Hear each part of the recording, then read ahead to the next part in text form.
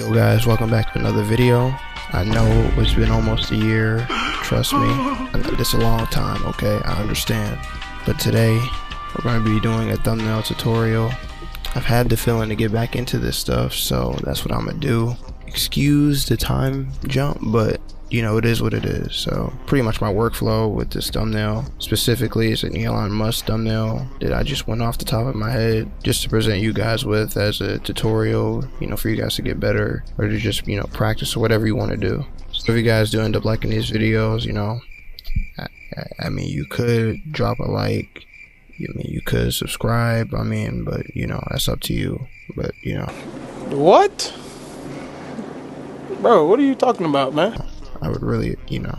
Okay, so first and foremost, you obviously want to open Photoshop. I mean, you can't start this tutorial without doing it, so you gotta open up Photoshop. All right, you're gonna get your image, place it in. Like I said before, I am literally like just commentating over while I'm watching. I'm not literally talking and then doing this at the same time, so it's gonna kind of seem weird, not really, but you know. So we have our image right there, and I think what I'll do here is to get ready to literally cut out the Mr. Elon. So I'm just gonna wait. Okay, so I'm adjusting him to size. Make sure you guys want to make it like, you know, you want to have the idea before you really start the thumbnail. I mean, that's always the best way to obviously do a thumbnail, is the ideation part. You gotta have a vision before you start. You know, that's the best way to be organized when you're designing and stuff like that. You're pretty much planning and stuff. So I just did a black background. You don't need to do that, but I just did that for some reason in this tutorial. And what I'll do is right here, I'll just pen tool and literally just select Elon from the background, and then just have it's pretty much like a cutout, but just more precise. Obviously it'll take a lot longer, but me personally, this is probably like the best way to cut out stuff. So I'll just skip this part or fast forward it, and then we'll get to the next part. But pretty much, I mean, this part is very easy. So but really all it is just you connect the dots. So like you set out the dots, and you kind of want to, you know, obviously just angle it wherever you need to, curve it wherever you need to fit the character's selection, and then, you know, from that point on you just go around the whole subject until you have it cut out. So, and the way you can like curve it is you pass, like, let's just say you have a line, right? So you have one, like how I just did there, you have one dot at the top, one dot at the bottom. You click in the middle of those two dots and you hit control, and then you move it, and that's how you curve certain objects, as you see what I'm doing right here. Okay, now once you've selected everything, each point is connected, you'll click right click, and then you hit make selection. Once you do that, it will be like a little outline trace type of thing around the character. And then what you want to do is you want to head over to like the bottom right, and there should be like these different icons at the bottom. It would be like a circle, like a plus sign inside of a box, a trash can. You want to hit that one that has a circle inside of like the box, pretty much. So you'll click that, and then it should mask like the whatever your selection is. It should mask it from the background or whatever it is. So in this case, you'll just click that, and if you only see the background and the character's removed, hit control and I, and then it should like literally like just inverse it, so you know it'll be the other way around pretty much. But since, you know, like hair is always a problem when you're cutting out something, 90% of the time you're going to want to do this. So since you have it in a mask, you don't want to use the eraser tool. That's what I used to do back literally like a year ago. I used to just erase it and not even use the mask in general. You always want to use the mask, because if you make a mistake, you can literally paint it back. It's really easy. So what I'll do here is I'll size down the brush, and I'll change up the flow too, and literally all I'm doing is just removing like the little like remnants of the background on the hair, and I'll just literally just erase it away pretty much. But again, I'm not using the eraser tool, I'm using the brush tool. So, you know, you don't want to use that, otherwise you'll mess around and do something, and then now, I mean, you can always do undo, but if you for some reason you can't, pretty much screwed. So yeah, right here I'm kind of just like edging up the character pretty much. That's what I'm doing. And I mean, at the end of the day, this is really, it's not a hard thing at all. But yeah, you just want to go around the selection. This isn't really like a beginner's tutorial. It's kind of somewhat advanced, but I mean, at the end of the day, you can still learn something from beginner to pro, whatever, it don't matter. I don't believe you guys can see that, but what I'm doing here, it looks like I'm doing nothing, but I went into the camera raw filter and just literally made Elon look a little bit better. So if you want to do that, the way I had it recorded on here, it was just weird. You can't see any of the windows that I'm pulling up. So what I did was I went to filter and camera raw filter. You should have that set up already on there. If you don't, I mean, you can look up somewhere online how to get it on Photoshop. I mean, it's a part of the app, so it should already be there. But what I do is I just go on there and literally just play with it and adjust it to make it look better than what it originally was. That's how typically you get better quality on your pictures. You just adjust, you know, certain things on the camera, like the photo was taken on. You just adjusting the color, contrast, all of that. Literally, that's what you do, and that's what I did here. You couldn't see it, but that's what I did. And then now I go looking for a background. So I have a free pick subscription for like a year. Last time I checked, it cost me like 100 or so. It's pretty good, honestly, for a year. So I'll always go on here if I'm looking for a background and just, you know, pick something from here. In this case, I got like this brick wall. It's like a black brick wall. It says it right there. And I use that for the background. Okay, so once you got the background set up, you just want to size it up however you like, whatever you think looks best. Just size it up that way. In this case, I just sized it up to Elon. I kind of wanted to make it look like mysterious and dark in a way, so that's why I kind of added a vignette around. I just made a new layer. You got the brush tool, turn the hardness all the way down, and just made it big, and I kind of went around, like, you know, the background part. Okay, so right here I grabbed the X or Twitter logo. I just put it on here.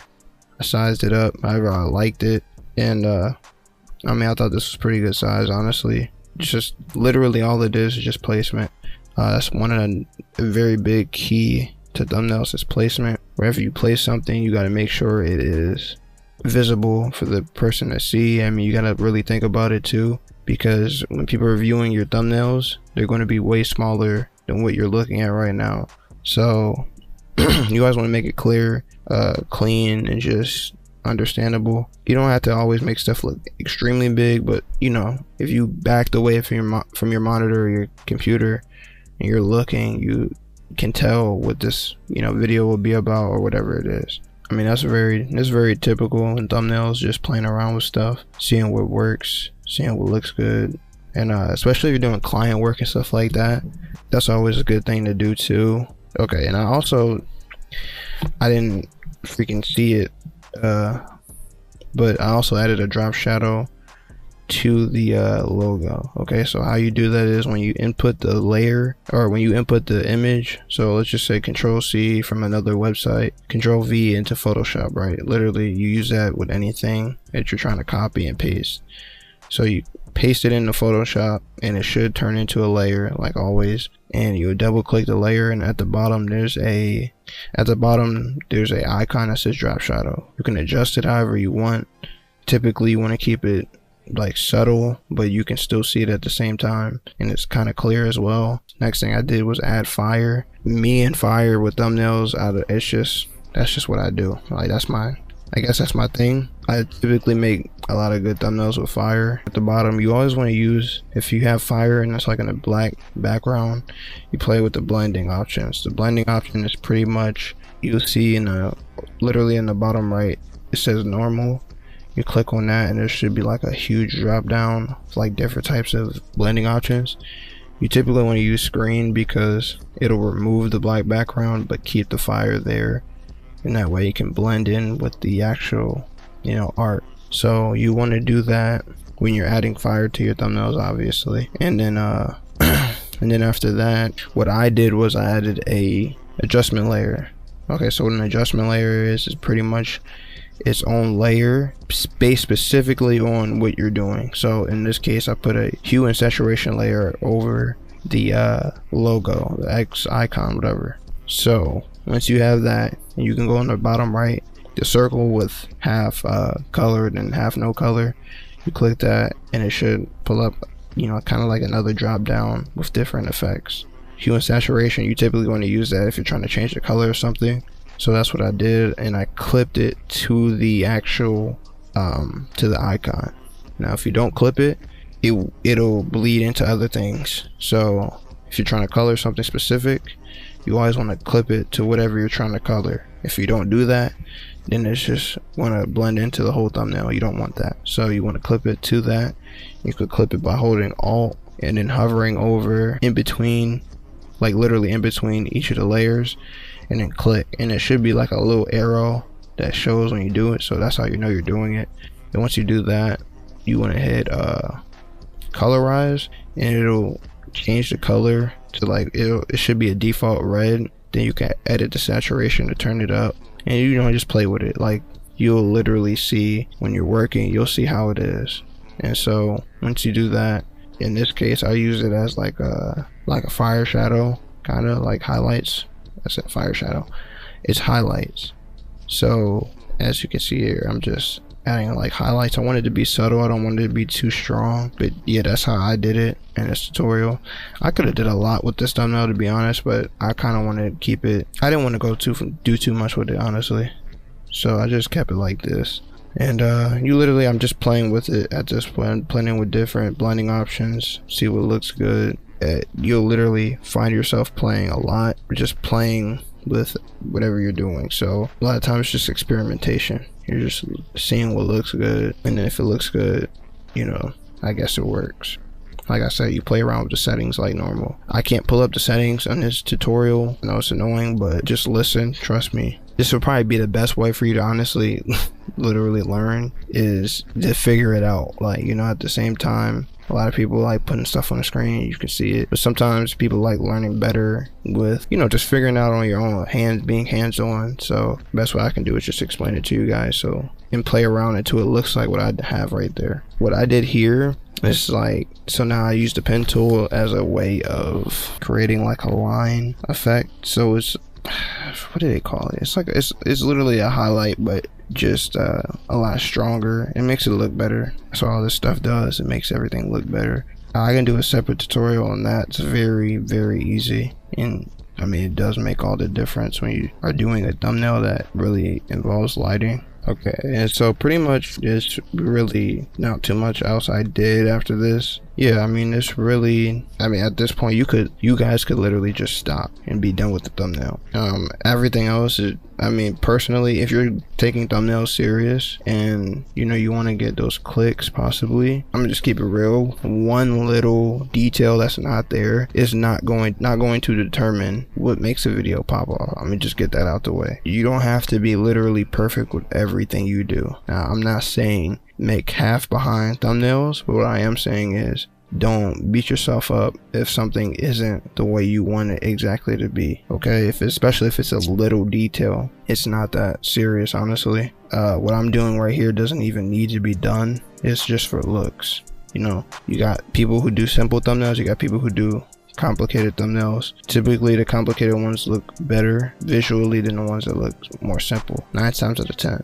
But that's a whole different story, honestly. But yeah, you guys could literally stop right here if you want, and bam, that's your thumbnail. That's the Elon Musk thumbnail where I just made. This didn't even, I literally just went off the top of my head with this. So this isn't a completely thought out thumbnail. Yeah, what I'm doing is just the pen tool. So like I said before, the pen tool is you just are selecting the edges of the subject, and you're, you know, just going around the parts where you look at lighting, and you just see, okay, would light bounce off of his chin right here? Okay, it probably would, so I want to add, you know, lighting there. It's literally like how in real life, like if you're outside and the sun is on one side of you and then the sun's not, okay, one part of you typically, I mean, if you live on Earth, the sun is going to leave a highlight on your whatever side it's on behind you. So if you understand how that works, and you understand what it looks like, then you can translate that into design and then translate that into thumbnails. I'm telling you, your thumbnails will look crazy if you just master that simple part. You don't even need to master it, just make it look somewhat good. Bam, you're like already making a thumbnail looks like crazy. But now what I did is I'm just putting a curve adjustment adjustment layer. Curves is it's like a graph type of looking thing, and you place a point wherever you want on that graph, and you can move up, down. It's very flexible on how you can move it, but depending on the levels of the picture or whatever you're changing, like the exposure, all of that can affect how it looks. So if you do it too deep to the right, let's just say, it's going to look probably like really dumb. If you do the same thing upwards, it's probably going to look stupid dumb. Like it's just going to look not smart at all. So the key with that is just finding the right area to make it just look better. I mean, that's the best way I can explain it, to make it give it that contrast, to give it that realism. But so yeah, once you're done with the thumbnail, let's just keep it simple. Once you're done with the thumbnail, you want to select all the layers. So you want to go to the very top at the bottom right. There should be a little bar where you can scroll up and down and stuff like that. Scroll up on all your layers. The very top, click the first layer, hold shift to go all the way to the bottom, click that. It'll select all the layers. Click Control G, Control J, and then hit Control E, and it'll merge everything together, creating like one picture. And I learned that from a YouTuber, NF Dragon. Shout out to him. I'm actually in his Discord too. I learned that literally when I was on the start of my thumbnail journey, literally like probably a couple years ago now. So yeah, I learned that literally my first like probably week or so doing this, doing thumbnails. So yeah, shout out to him. I learned that from him. Pretty much it's like the easiest way to just finish off a thumbnail and add your last bit of color correction and stuff like that. So once you have it merged, then you want to go into camera raw filter. Like I told you guys like in the beginning, you're just going to want to literally just play with it, like I said, with the color correction and stuff like that, and make it look good. I mean, you can add texture. Texture is probably one of the most important things for me, because it makes it look sharper. Pretty much, like, it makes the image look sharper, gives it more detail, a lot more contrast in certain areas, and then also lighting and stuff like that. You play with the lighting and color, it makes everything look better. And you can hide that merged layer if you have any changes, if the client has revisions. You hide that, go back into the group, edit it, close the group up, do the same thing I told you before. Control J, Control E, bam, you have the new thumbnail with whatever changes you have, and you can save it, send it to the client, do what you do. I mean, this tutorial is it's not really my first, because I did a Call of Duty one like a year ago, I think. Yeah, but I'm planning on revisiting that, because that thumbnail wasn't even that sane to me anyway. It was messy, it was yellow. But for the first tutorial, I don't think this was bad. I think this was good, honestly. I think it was more of a teaching rather than okay, do this, do that, do that. Me personally, I think that's the best way of teaching, is just talking, making it relatable, and then kind of letting you figure things out on your own, rather than me just telling you, do this, do that, do that. I mean, honestly, I could do that. I think it's a lot more boring, but it is what it is, honestly. But yeah, you just made an Elon Musk thumbnail. Let me know what you guys think about it in the comments. Yeah.